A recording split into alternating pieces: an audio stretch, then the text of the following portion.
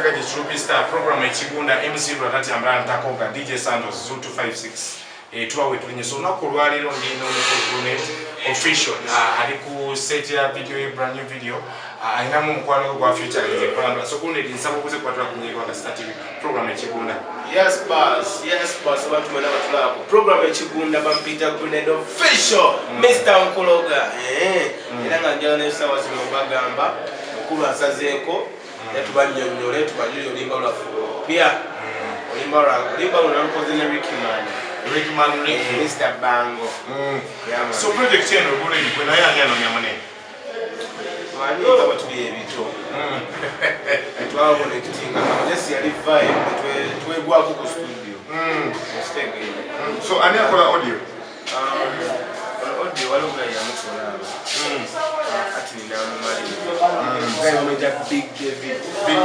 upcoming producer mumani msajja wa jinja upcoming producer mmoja Big David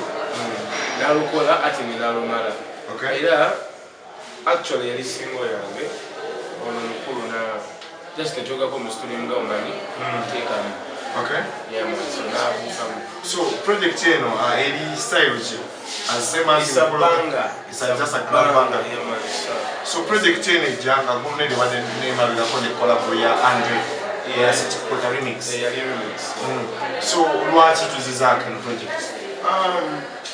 all was to mukisa ebitu bino bya kubalance ate ebintu bya kwatagana wamja kukola nga family stegera baffe naturally tuli oli muyimbi ina vibe ya kabisa talente nange stegera so otuga mu vibe nga ya kabi we have to tunojikolanga ya stegera so this era nga chemani olimba unamgenda lwagala nnyo okay so ndatune grade bili kumena mwendono obadde ensonga fuse ensonga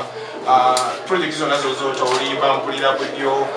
nyingi a lot of projects across so nga tujeko eno tuli singles tezija many lot of singles na music kwa mulimo wa kuimba okay yeah naye nga chenja osubiza bana Uganda mulimo gwange bayimba kubazinisa era nga mbagamba music ye music is not my problem they know kuba serving nga bomanyi nga president yajja kusavinga gwanga nange najja kusavinga gwanga so Grenade ani go video video ne yajifunza ziga fix what you are there you've not worked with Ziga after Nkologa what do you was after Nkologa where was it replace me actually yakola ne remix ya so then wale to mwande nyokwa olimba wa mulala then put that you wa mulala yeah so lwachi ongedeze goma this time okay yeah any challenges that sanze kuse ziga man ngabo manyi concept ne bisigade kumuzuri buli kimu masamu Grenade awo nyini of course things busy training Grenade afude mu kibina kya TNS achaliyo alibibye watabangayo the TNS the bade bwana TNS okay mbade kwa Jeff Chiu okay let's see this sign with so we to understand the gentleman's argument is it they bade nyamba stay home okay stay here nakate nyamba Jeff is my friend stay here I'm free to do whatever I want stay here ninga nze sawa kana kola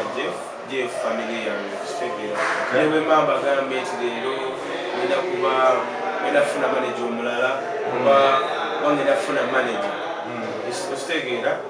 simbobe era Jeff amala kozikiriza nangamba Grenade kino era bonna unabe no manager wange okay